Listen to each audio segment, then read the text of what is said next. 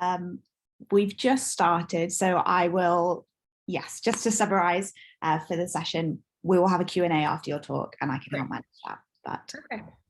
Brilliant. Okay, on the assumption that everyone attending can now see me and hear me, thank you all for coming to today's seminar. It's part of the wider series on global challenges in offensive cyber, run by the Offensive Cyber Working Group, and we are delighted to welcome Dr. Erica Lonergan to speak with us today, specifically on the role of cyber operations on deterrent strategies. So the session will be an hour long in total. I'll do a very brief introduction on what the Offensive Cyber Working Group is before handing over to Erica, and that will, after Erica's presentation, we will have time for a Q&A. So please do put your questions in the chat as we go along, or you can ask after the session too. So just a few words introducing who we are, who the Offensive Cyber Working Group is. We are primarily a UK-focused, academia-led initiative. We're particularly interested in looking at the conceptual, policy, and practical implications of offensive cyber activity in the UK landscape. So we aim to facilitate a space in which a range of experts in and beyond academia can actually contribute to discussion on a very rapidly evolving space. So we have a few different tracks.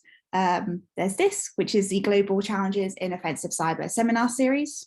So we've previously had Jason Healy speak to us about the offense-defense balance, and Dr. Emma Bryant talk to us about warfare and deception. So you can see details on those talks, recording and written on the website. We've also held multiple workshops. So we had an initial scoping workshop last November.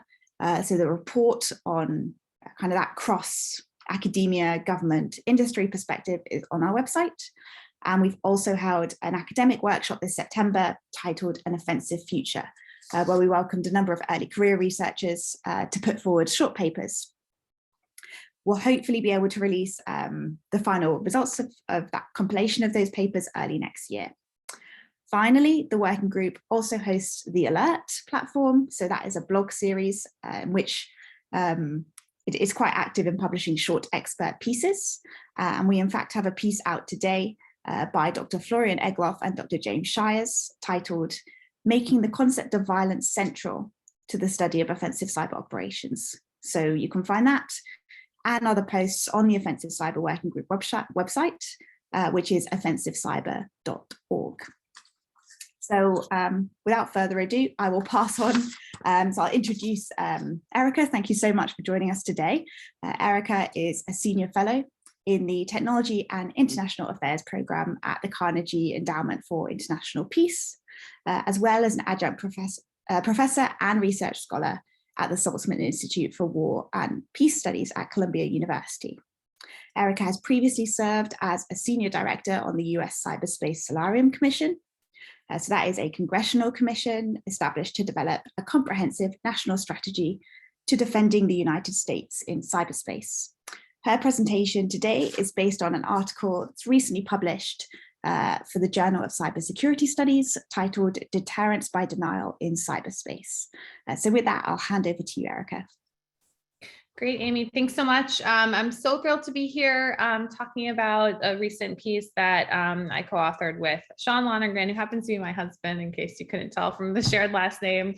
So we were sort of inspired to write this article based on both of our experiences actually working on the Cyberspace Solarium Commission. And the timing of my presentation, I think, is pretty apt because there's really been a lot of news recently about the US responses to ransomware that I think really captures and highlights a lot of the lingering ambiguity about how the US government sees more offensive actions in cyberspace as fitting into sort of deterrence frameworks for cyberspace.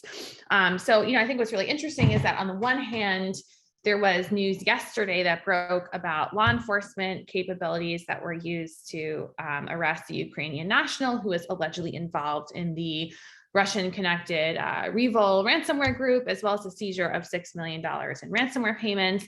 And this was framed by a lot of observers as being sort of an example or manifestation of the Biden administration strategy to sort of deter ransomware.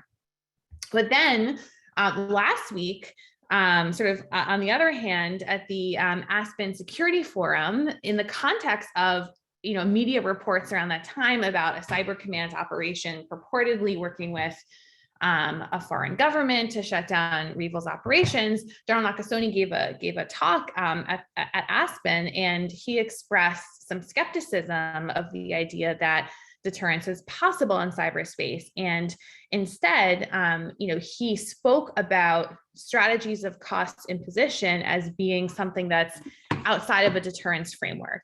And so I guess I found these sort of different perspectives really interesting, and it sort of raised the question to me of where does this leave us?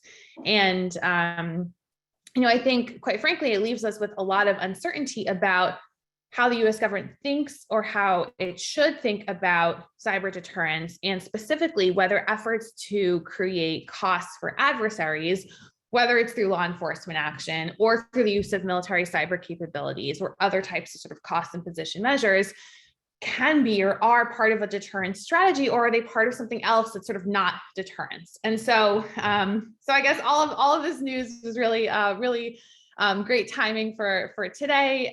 So I would say that the bottom line up front for our article, which I'll talk about in more depth, obviously, in a few minutes, is that what we try to do is provide a framework for how to think about offensive cyber operations through the lens of conventional deterrence theories, as opposed to nuclear deterrence, specifically through the lens of deterrence by denial, which I think for a lot of observers seems kind of counterintuitive, because we typically don't associate denial strategies with cost imposition. And hopefully today I'll provide a little bit more clarity or background as to sort of why we think that's not quite accurate in all cases.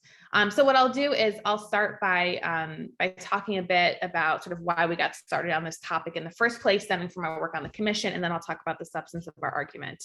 And I will try to share my screen, so bear with me. I have just a few slides. Okay. Can you all see this? Yep, that's up. Perfect. Okay, great. Okay, let me just make sure I can see. Okay, great. So okay, let me go to the next slide. There we go. All right, so basically the genesis of this project stemmed from our work on the Cyberspace Delirium Commission, which Amy mentioned was created by Congress in the 2019 National Defense Authorization Act. And the goal was for, to sort of compel the US to develop a comprehensive strategy to defend the nation against cyber attacks. And this graphic comes from the layered sort of explanation of layered cyber deterrence, which is the anchoring strategic concept for the commission. So it comes from the commission's March 2020 final report.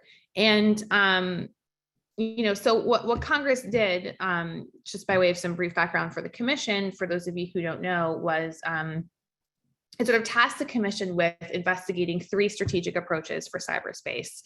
The first is active disruption of adversary threats, sort of anchored in ideas of defend forward and persistent engagement, sort of going on the offense in cyber. The second strategic approach the commission was supposed to investigate was shoring up domestic defense and resilience.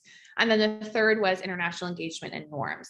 And what's really interesting was that if you look at the language of the statute, and also, based on the engagements that I had on the commission, as well as my colleagues with, lawmakers and with members of the executive branch and with, outside experts, the way that these three approaches were treated as being analogous to different forms of cyber deterrence.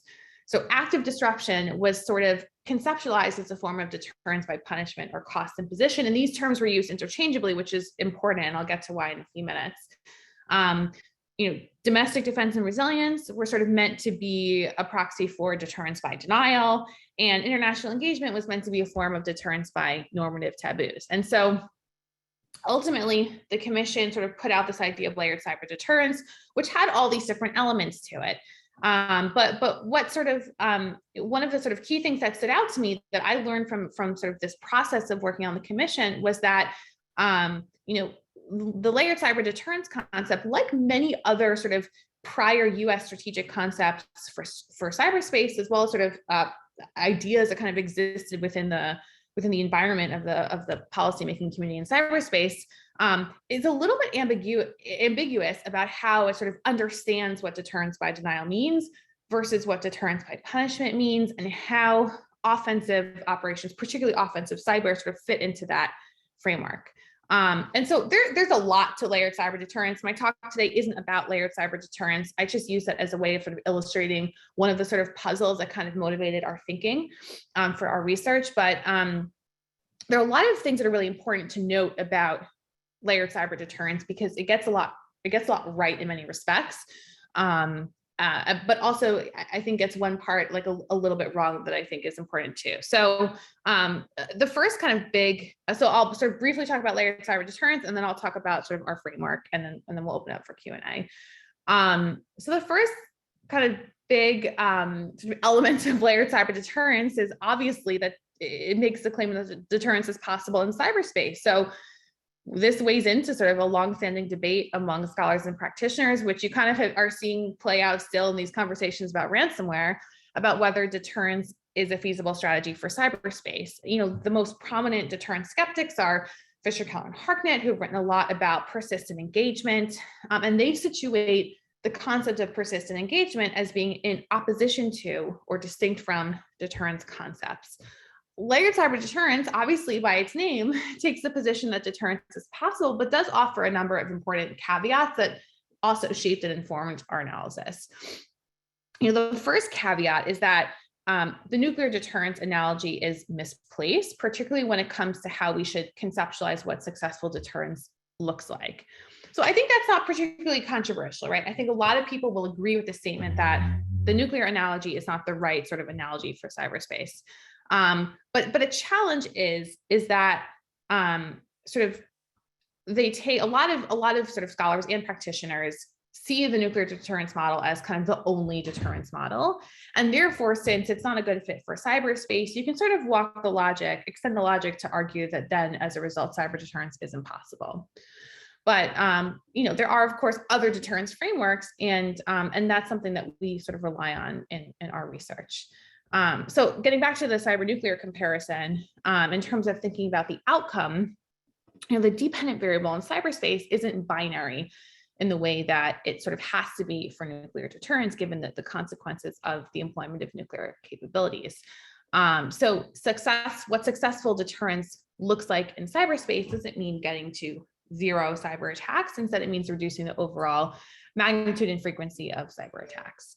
The second sort of caveat or sort of important point to note about sort of the success or not of cyber deterrence is that, what sort of the layered cyber deterrence framework really emphasizes is that we need to sort of think about how deterrence might operate differently at different thresholds. And we've already seen deterrence work successfully at the highest threshold, right? We haven't seen a cyber attack that would cross, against the United States at least, that would cross sort of a use of force or armed attack threshold. And that's likely due to the success of cross-domain deterrence, right?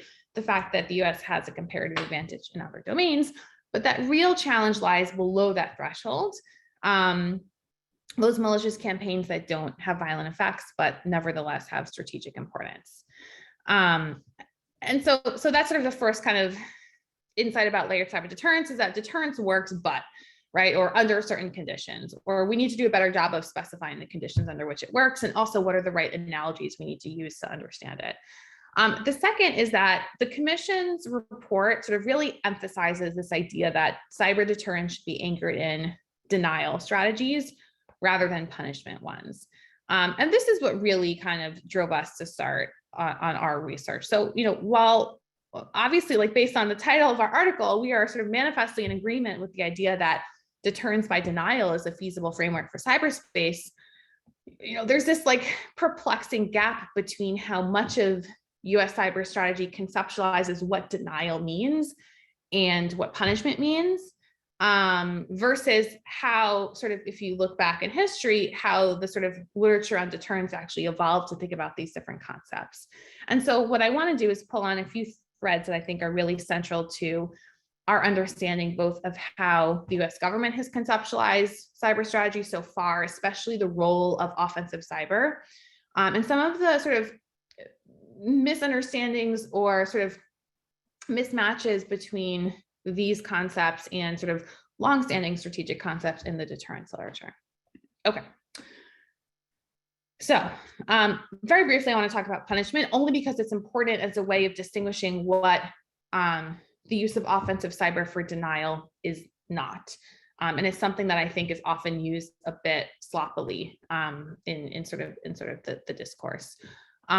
So deterrence by punishment, right? It's typically conflated with all forms of cost imposition strategy, such that the use of offensive cyber power is almost always seen as being part of and talked of as being part of a punishment strategy. And as I mentioned earlier, I think this presents a challenge for proponents of cyber deterrence because punishment logics often fall apart when we try to apply them to cyberspace. So if you're using this framework of sort of cost imposition as deterrence by punishment, and if punishment doesn't work with cyber power, then that sort of leads you to the argument that offensive cyber operations don't really play a role in deterrence. And therefore they are some like other thing. And we've seen a lot of this line of reasoning, particularly coming from cyber command and from military leaders, that sort of cost imposition is this sort of like separate other logic. It's not sort of reflective of a deterrence strategy. So as sort of anyone who's sort of studied the deterrence literature knows, punishment involves the threat to wreak significant costs against an adversary, specifically, and this is really the important distinction, against their civilian population or economy, with the idea that the consequences are so high that this would deter unwanted behavior. And so we typically associate punishment with counter-value strategies during the Cold War, during the nuclear era, but punishment is also, of course, possible with conventional capabilities. You could wreak sort of similar levels of destruction against civilian populations and economies. What does this mean in cyberspace? So deterrence by punishment in cyberspace involves the threat to respond to a cyber attack by imposing substantial costs against an adversary through cyber means, by threatening to conduct strategic cyber attacks, so within domain deterrence by punishment, or through kinetic non-cyber means, or non-kinetic actually, which may include conventional or nuclear military force, that sort of cross-domain deterrence by punishment logics. And we actually see that US cyber strategy has kind of elements of this logic across different areas. So, and this is just part of a table that was in the article. From a cross-domain perspective, we see, in the nuclear posture review, for instance, implications or this kind of strategic ambiguity about whether we would sort of use all necessary means, implicitly, potentially including nuclear retaliation in response to, strategic cyber attacks. But we also see it sort of below the use of force threshold in terms of the use of the economic instrument to create costs for an adversary's economy in response to cyber attacks. And then, for within domain deterrence, so the use of sort of offensive cyber power as part of a punishment strategy, there isn't a lot of sort of public statements on the part of government officials, so there's nothing sort of that we can really hang our hat on here. But there were sort of like media reports in the New York Times and elsewhere about speculation about whether the US has sort of implants in, for instance, Russia's power grid, and whether that was kind of an implicit punishment threat. So deterrence by punishment concepts, including through using offensive cyber, exist, and they're sort of part of how the US thinks about cyber strategy. But the problem, which I sort of noted a few minutes ago, is that when you try to apply punishment logics to cyberspace, there really are these inherent challenges of feasibility and credibility. So particularly using offensive cyber, credibility challenges are really problematic for cross-domain punishment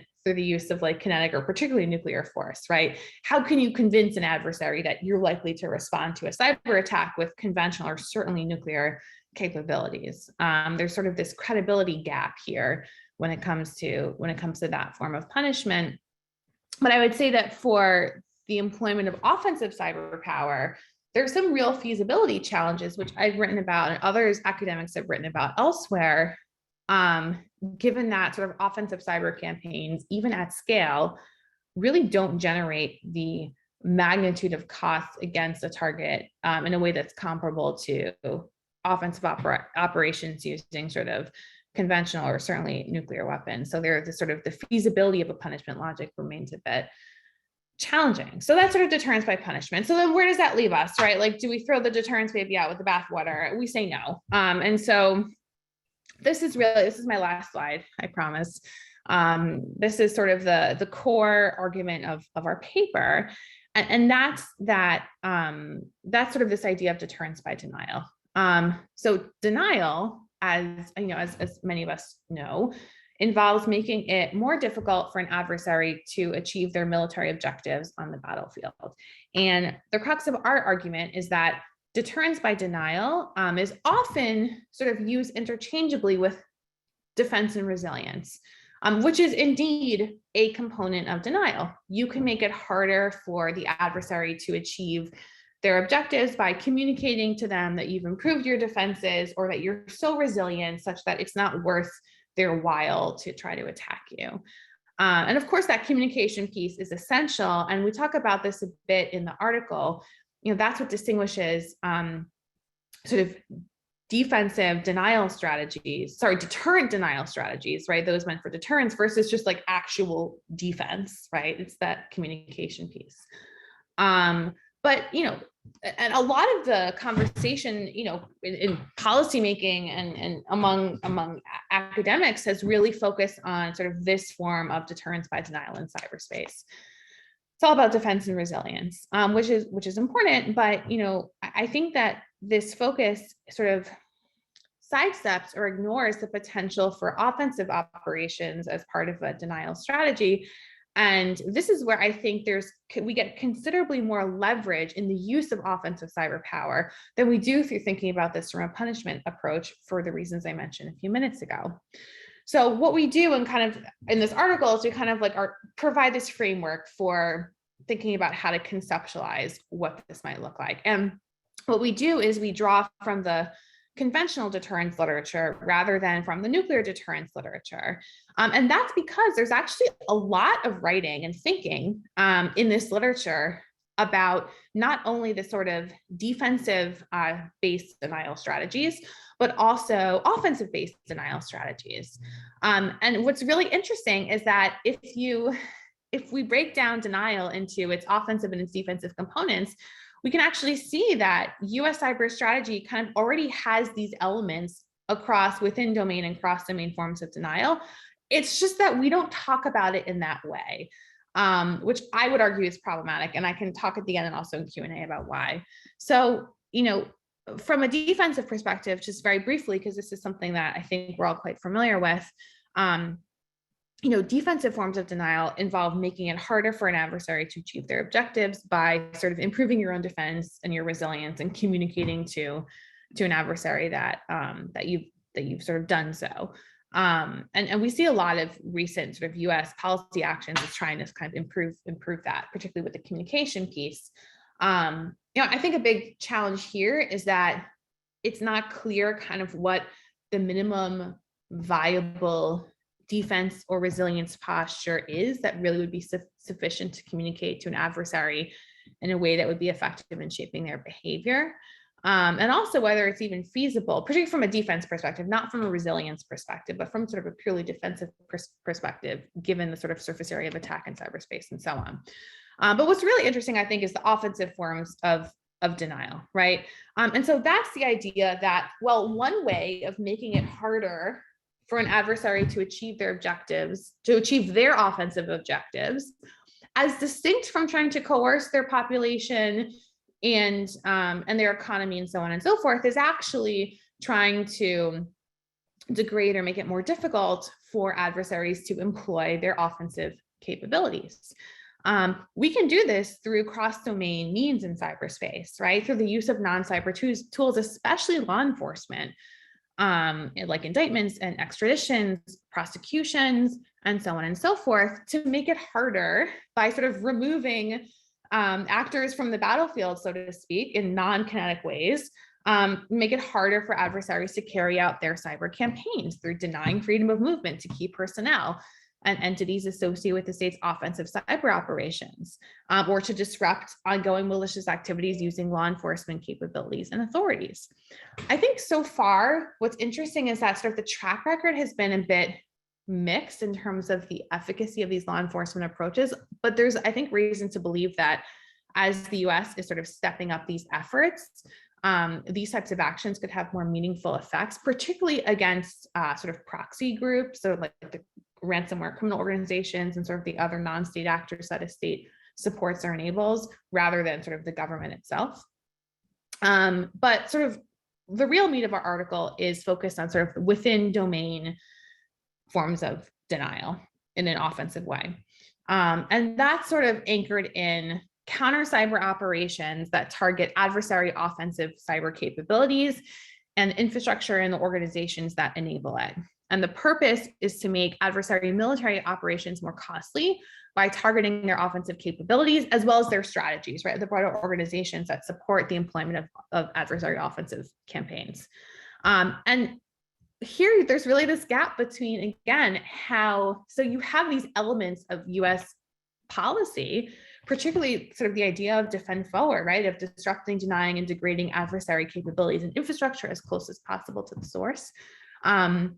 So they have these sort of inherent elements of denial, but they're not talked about using a denial framework. So what we do in the article is kind of unpack, okay, how would counter cyber operations perhaps work as part of a denial strategy? And so, we kind of tease out, and you can take a look at that piece, it gets into a lot more detail, but just to give you kind of a brief overview, in terms of direct effects, counter cyber operations could directly increase the cost of adversary offensive operations through disrupting emerging operations, degrading their offensive capabilities, denying their ability to use attack infrastructure, and so on and so forth. So that's sort of a direct denial effect because it makes it harder for an adversary to achieve their objectives on the battlefield. The second is that there's also the potential for some indirect effects, right? If you force an adversary to divert resources away from other lines of effort to deal with your counter cyber operations, if by disrupting adversary infrastructure, you have these sort of downstream effects of disrupting what could have been, infrastructure that was supporting multiple operations and campaigns, and so on and so forth. So as I mentioned a few minutes ago, this defend forward concept in the DoD cyber strategy from 2018 inherently reflects this logic. But what's really fascinating to me, as sort of from an academic perspective, is that particularly senior military leaders don't describe our offensive cyber strategy in those terms, and instead they sort of situate it in opposition to deterrence. I'm not quite sure why this is the case. I think that in itself is its own sort of research question about, how sort of the language and sort of the sort of perhaps historical frameworks and experiences that practitioners use to understand current operational environments. But I think that this gap is concerning because from a sort of grand strategy perspective, you have some parts of the US government that are, operating under this sort of deterrence framework for cyberspace, and others that are more skeptical. And it's not clear exactly what is perhaps the most significant, potentially the most, escalatory, potentially with the greatest potential for sort of unanticipated or unexpected consequences. So that's the employment of offensive cyber power by the military. We don't really have a good way of talking about how that fits within our overall strategy. And I think that's problematic. And so let me just offer in the last few minutes of my talk, and then really look forward to hearing your thoughts, offer some thoughts on next steps for policymaking. I think the first obvious one is that there's still this sort of lingering ambiguity about how defend forward in particular is linked to or distinct from longstanding US deterrence strategies. And because deterrence is all about communication, if we're trying to use these capabilities for deterrence purposes, then we need to do a better job of clarifying, how the employment of offensive power fits in or doesn't fit in with deterrence concepts. I think that what's really interesting, even if you just look at the language of getting back to the NDAA that set up the Solarium Commission, it uses sort of different terms to even describe what these concepts are from other sort of strategic documents. So the NDAA interchangeably refers to active disruption and persistent denial. Those terms are not found in the 2018 DoD cyber strategy. They're not found in the 2018 national cyber strategy. So, the US government, I think, needs to clarify how defend forward relates to other elements of US cyber strategy. I really think there's an opportunity here for the Biden administration in, developing ostensibly an updated national cyber strategy to get some clarity on this front.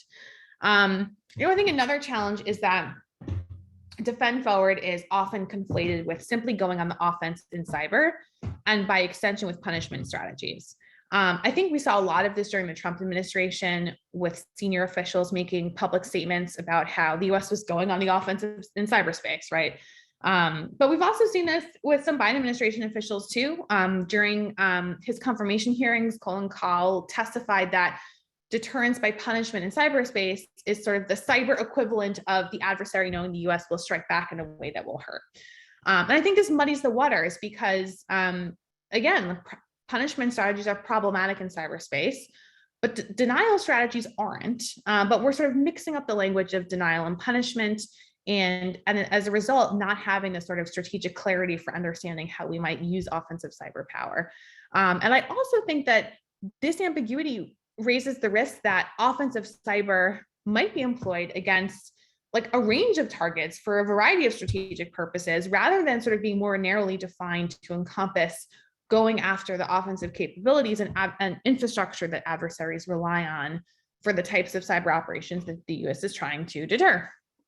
So I think clarifying the left and right limits of defend forward and how it relates to broader strategic concepts is really essential. And then finally, my last point is that we really need a signaling strategy. Deterrence, as I've said, a number of times, deterrence rests on the adversary's perception, not necessarily on material reality. And so, we're not clear about how we communicate our approach to offensive cyber in a way that I think can meaningfully affect an adversary's calculations. And if deterrence is to be effective, then we need to do a better job at that.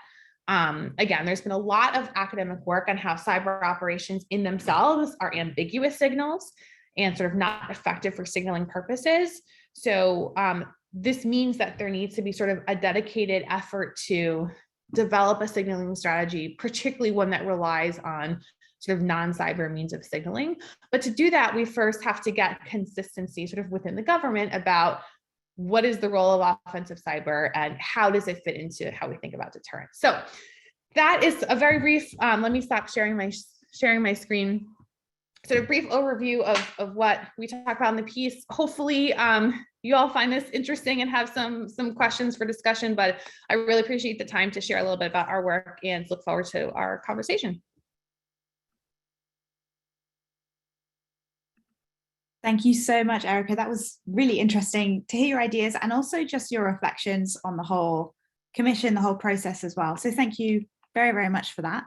A reminder to everyone that you can raise your hand if you would like to ask a question, and then we can give you the permissions to share your video and actually ask it yourself.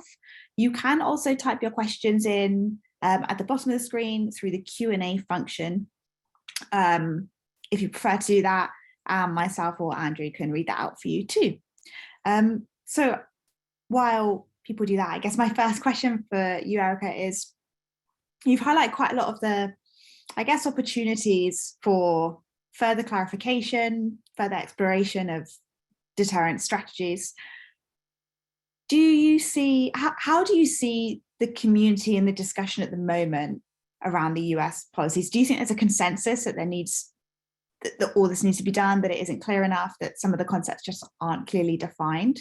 What are your thoughts on, other academics and policymakers? Yeah. I mean, it's a great question. I think that, I think there's probably a difference among academics and practitioners in terms of how, academics obviously always like to self-examine and have these kind of, so in some ways navel gazing debates about deterrence and what it means. So I think that the deterrence debate is kind of alive and well among the academic community. And actually in the beginning of the article, we kind of traced how that literature has evolved over time from this very binary debate of does deterrence work or not, to, I think, much better scholarship on sort of exploring the conditions under which deterrence may be more or less successful, or different forms of deterrence. A lot of great work on cross-domain deterrence. So I think there's definitely recognition within the academic community that this is still an ongoing debate, and especially the work of sort of Michael Fisher-Keller and Richard Harknett kind of injecting this very skeptical view, I think did raise a lot of important questions about what deterrence means for cyberspace. So that's percolating. I think, and this is just my personal perspective, from a practitioner community, I think that there just seems to be this static divide between, practitioners who kind of buy into the logic of deterrence and kind of are just sticking with it, and those that are, mostly I think in the military and the operational community that are maybe not thinking as much in a deterrence framework.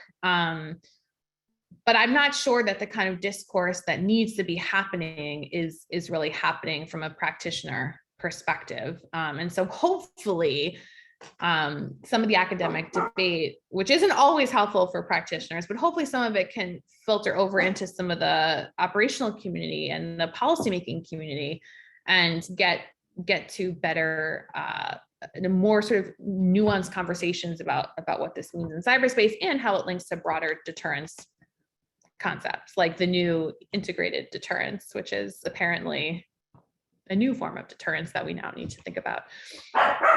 And I apologize for my dogs barking in the background. Apparently there's stuff going on outside that's interesting to them. So no worries at all.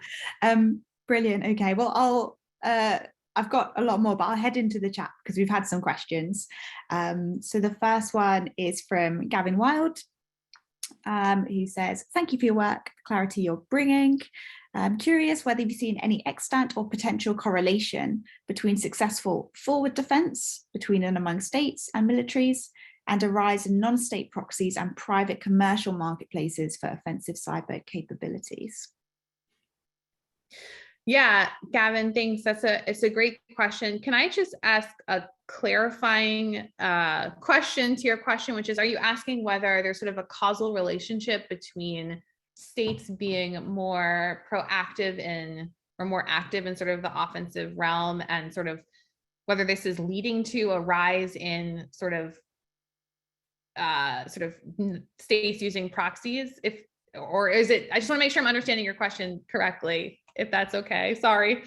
Absolutely. That was my question, kind of whether you see squeezing one end of the toothpaste tube bulges in the other.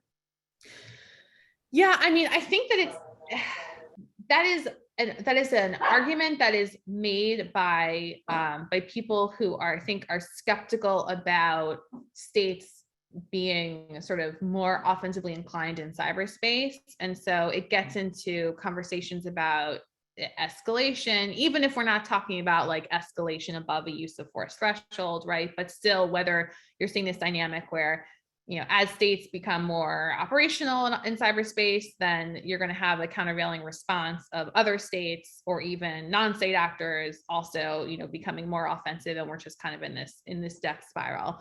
I think that I think a challenge is that we don't have a good sense of what the like overall landscape looks like to be able to make a definitive judgment one way or the other, which I know sounds like a cop-out answer, but I actually think it's really important because I think a lot of scholarship in cyberspace tends to like pull on these sort of exceptional or standout cases as a way of making inferences about the nature of the domain. And so, and it's problematic, right? Because those cases may stand out for a number of reasons that are particularly unique and epiphenomenal. And so the more that we can do to collect better data and do more rigorous analysis about what the dynamics actually look like, I think we'll get more refined answers to that question. So yeah, it's possible that there's a correlation between, you know, the use of more offensive capabilities by some actors and then responding through others. Although I'm not sure whether which way the causal arrow may go, right? Like if who is the first mover, so to speak. But even if there is, I'm not particularly concerned that that type of dynamic is something that will become so dangerous that it will escalate to a really unstable place for a lot of the reasons that kind of the escalation literature in cyberspace has shown. But sorry, I'm droning on, but I think the answer is we need more data before we can kind of make a definitive claim one way or the other. Absolutely, and I think potentially that takes us neatly into Tim Stevens' questions, which are, how do you expect US allies to either come on board with or perhaps diverge from US strategy, particularly within NATO? Is there a rocky road ahead, or can the US smooth the path through better communication of doctrine and strategy? Yeah, I mean, that is the confounding, I think, factor here. I'm actually working on a piece with a colleague about how to think about offensive cyber in the context of NATO. So it's something that's on the forefront of my mind, and I don't have a good solution to the question, but I agree completely that this is a challenge. And I think that some of it is attributed to really bungled like communication publicly about this in the United States when sort of the command vision and the DoD cyber strategy first came out. So I think that was sort of not handled well from a diplomatic perspective in terms of clarifying what it meant. And quite frankly, I think that like there's still a lot of uncertainty about what this actually means and how it impacts US allies and partners. Although I do think, so I think that like, obviously this is going to vary, right? So some allies, particularly within NATO, are sort of all about this already. And you've seen sort of public statements, about sort of shared hunt forward operations between US cyber forces and Estonian cyber forces, for instance, in order to conduct threat hunting and uncover sort of particularly Russian malicious cyber activity. Other allies within and outside of NATO have been a bit more skeptical. So I think it will be imperative for the Biden administration to have a concept for how we work with allies and partners in sort of addressing some of the challenges and the sensitivities, particularly domestically, about what it means for US cyber forces to maneuver in gray space, right, which is potentially allied cyberspace, and what it might mean for allies to do this as well. And so I think that having those conversations will really be sort of imperative for this strategy being successful over the long term. And does fit in nicely within sort of, I think, the administration's broader approach to how we think about allies and their strategic value. But I do think it's an area where there has been a deficit in the past and it needs to be addressed. But I don't have the answer yet. So when I do, I'll come back and talk about that paper. I will be joining the queue of, no doubt, lots of folk who would want to read that, especially about the NATO context. So look forward to that. I'm just going to take a question that was submitted anonymously, which is success of deterrence by denial dependent on flipping the primacy of offense over defense in cybersecurity? So that's a great question. I take it from the question that the person asking it kind of is working from the assumption that offense has an advantage over defense in cyberspace. I think the jury is actually still out on that one. And there's been a lot of really interest, great academic work, people like John Lindsay and Eric Gartsky, Rebecca Slayton, on how actually the offense-defense balance in cyberspace is not quite as favorable to the offense as we might think, particularly when it comes to the types of cyber campaigns that require real investment in skill and resources and organization, things that like states typically are more sort of suited to doing rather than smaller organizations. And so I actually would sort of put a pin on sort of that assumption that offense has the advantage in cyberspace. I think like deterrence, it's one of those sort of conditional, like under what conditions, because we tend to treat sort of cyber operations as this kind of singular category, when really, I think obviously for some types of operations, you know, offense has an advantage, but for others, to me, it's far less clear that it does, particularly when it comes to the investment in sort of prior intelligence collection and figuring out how you gain and maintain access covertly over time to deliver a desired effect at the particular time that you want to, and so on and so forth. So yeah, so I guess I'm not sure I totally agree with the premise of the question. But just like using offensive cyber for a denial strategy, it's not about, I mean, if you buy into the offense defense literature, which is its own sort of separate debate, the offense defense balance is a function of technology and geography, which, like, I don't know how much you can really change that so quickly through a particular operation, but it's really about affecting the perception of the target that you're trying to deter about, you know, the upshot of the costs and benefits and risks of them sort of continuing on a particular campaign or not. So I think that's really what denial is about. It's not about changing the offense defense balance, because that's something that, if you believe it exists, which again, lots of people don't, is something that is a function of things that take much longer to change. Absolutely, thank you. Next question is from Neil Ashdown. So Neil asks, is some of the confusion around language and policy a result of trying to pass an intelligence contest through military language and concepts? Yeah, so many great questions. I love it. Yeah, this is a great question. I think that, I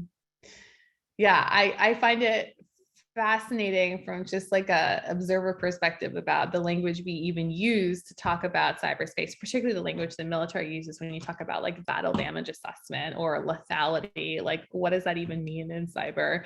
How does it make any sense? But I don't buy into the idea that cyber is sort of either like that you have to take the view that it's either an intelligence contest or it's a domain of military conflict. I think that what is problematic about cyber, which I think is what your question gets at, is that cyberspace is a domain that has extraordinary utility for intelligence collection. But it also does have utility for militaries, and states use cyberspace on the battlefield, right? We see this with Russia in particular, but most great powers that have the cyber capability have strategic concepts and doctrine and campaign plans that incorporate the use of cyber, offensive cyber, to support conventional campaigns, either as sort of a shaping operation in advance or as sort of integrated with conventional sort of maneuver. And so yes, I think that one of the problems is that we're not really good at kind of existing in that nexus of sort of intelligence and sort of military utilities. I don't think it's that cyber just has utility for intelligence purposes. I just think it's that it serves sort of both worlds, and so that those ambiguities make it harder to sort of use the right language for talking about them, I think, in either sphere. But it's a great question. And if I can follow up on another question just around language and I guess the US approach, how transparent do you see the US as being when it comes to offensive cyber operations? You mentioned, of course, the need for a signaling strategy, but there are other aspects in which you think the US could be more or transparent or not with those. Yeah. I mean, so I think that certainly over time, the US government has become increasingly transparent, right? There was a time in the not too recent past where you couldn't even say the word offensive cyber. So therefore, like by definition, the government is becoming more transparent. I think the question of transparency is transparent, like to whom, like to what audiences and for what purposes. I think that it's good that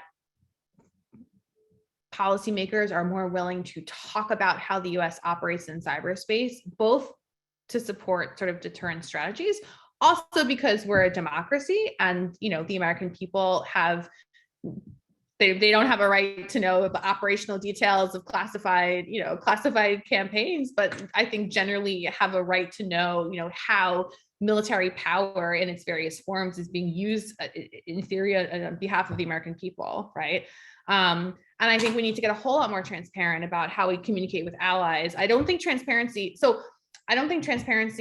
has to mean transparency in public, right? I think that there's a lot of really interesting literature, and this is getting a bit down a rabbit hole in sort of the academic security studies literature on sort of covert communication and how states promote transparency among themselves, but not publicly. And I think particularly when it comes to how we communicate with and how we engage with our allies and partners, a lot more transparency and obviously in more of a private way is needed in terms of getting to a better understanding of what the left and right limits of US offensive employment of cyber power are, and getting to sort of better understandings among allies about sort of what is appropriate under what conditions in this domain. So I think that, yeah, I'm definitely an advocate for transparency. I just think it's going to have to look different for different contexts.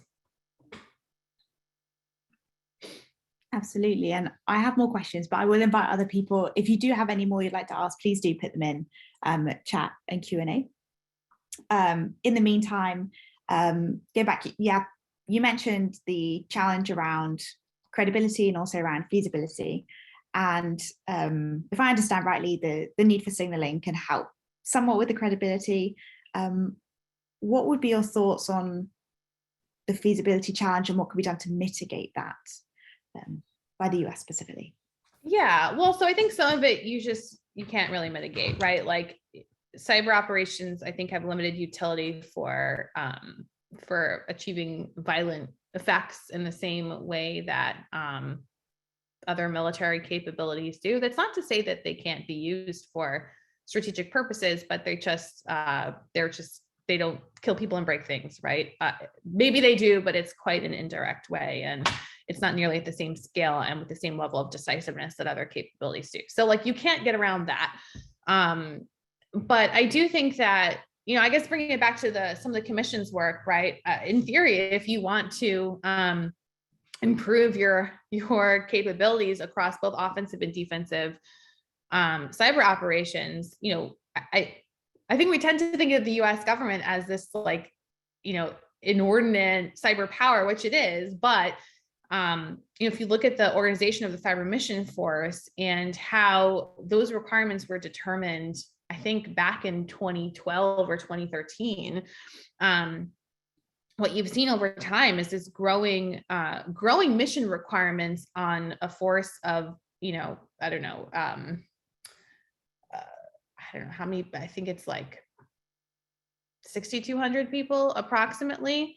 But you've seen sort of growing demands placed on the force in terms of mission scope and scale. So like Defend Forward didn't exist in 2012 and 2013. The conceptualization of how the US would employ cyber capabilities was very different during that time, but you haven't seen a commensurate sort of growth in what the force actually looks like. And also like maybe some meaningful conversations about whether it's organized in the right way, whether it's prioritizing threats and capabilities in the right way. There was a lot of kind of ad hocery in the development of a cyber mission force, which is understandable. It's a new organization. Cyber Command wasn't elevated to a unified combatant command until 2018. So we're talking about relatively new organizations here. But so you have things that are kind of stood up like the Russia Small Group to address the threat of Russia interfering in the 2018 midterm elections. So it was this kind of like ad hoc task force that's put together, and then it stays and it keeps going, and now is apparently meant to turn to kind of addressing great power competition, or now strategic competition, whatever that means. And so I think we need to have more of a wholesale kind of assessment of how we organize ourselves for the employment of cyber power, whether we have enough human capital and like the right mix of human capital and the right acquisition authorities, and how we think about the service components and how they sort of provide forces to a joint command and so on and so forth. So yeah, the United States is obviously a big player in this space, but there's still, I think, a lot of learning and growth to be done, and that can help address the feasibility challenge. Absolutely, thank you very much. Andrew, I think you had a question. Yeah. Yes, thank you. I've just been hiding in the background a little bit here, doing the controls. And thank you for your talk. I'm probably going to ask a slightly different kind of question, but aligned to what you've been talking about, which is around how do we define success in this area? What would a successful deterrence by denial completely look like? And is that counterintuitive to public perception? And what I mean by that is, if we look about what happened with SolarWinds, which is kind of disconnected, right? But with nuclear weapons, there is this like real kind of material like threat that can be pinpointed towards, whereas in cyber operations, we don't have that. So I'm wondering whether the more successful the deterrence is, the lack of support it might generate by different publics in different states. Yeah, that's a great question. And actually, I hadn't thought about that last part of your question about how the more being successful can be counterproductive in the long term when it comes to public opinion. Because there is a big, not a big, but the American people are more tuned into cyberspace now than they were 10 years ago, certainly. So I think that we need to get really specific about what success looks like. And that kind of gets at what we're trying to get at in the article about how we think about kind of the dependent variable as not being this like 0 or 1, like we're not going to get to 0 with cyber attacks. But I think even more so, we need to sort of radically accept that like the whole bucket of espionage is not a thing we deter in cyberspace. So all of this talk about SolarWinds and like calling it an act of war and all of that and a failure of deterrence, that is not a failure of deterrence. So I think, and that I think gets back, Amy, to your question about transparency. Like, I think we need to, there's political risk in doing this, but I think it's important to say, this is the set of things that we really care about that we're trying to deter, and everything else that's outside of it, we may not like it. And we're going to do things to try to stop it or reduce the effects and so on and so forth. But that's not like leveraging sort of a deterrence framework to apply to that is going to be sort of mismatched. And I actually think if you look at if you take a narrow approach and you focus on critical infrastructure and sort of like key national functions, right? And you focus on, what are the things that what are the things we don't want to happen to these critical national functions? We're actually doing much better than I think a lot of the public discourse might say, because there's all this other stuff that's going on. And I don't want to call it noise, because it matters, right? Like, it matters if ransomware is affecting a school district in Indiana. Again, I'm not trying to minimize it, but we don't think about deterrence for other domains in that way either. And so I think we need to get a whole lot more narrow and specific, and in defining sort of what is inside the scope of deterrence, and therefore what success means and versus what's out of it. And we're just not, as a sort of people, not willing, as a political entity, not willing to do that, because it's risky. Absolutely, thank you. And with our last minute, if I could ask the last question from Nicola Bates. Sure. Is the area too dominated by state-based approaches through an intelligence lens and military lens? Is there a need for more ways of thinking outside these areas? Thank you. Yeah, I mean, certainly there is, right? I do think though that there's a recognition that, operational collaboration with the private sector, particularly with owners and operators of critical infrastructure, is going to be essential to any kind of successful deterrent strategy. I still think, though, that it really depends on the lens you're taking, right? So if you're focused on sort of international politics and like strategic relations between states, then states are still going to be your primary, the primary lens through which you understand the various policy challenges that may arise. But cyberspace is unique in that, you know, as we all know, the private sector owns and operates so much of the infrastructure. So governments have to figure out how they work with the private sector.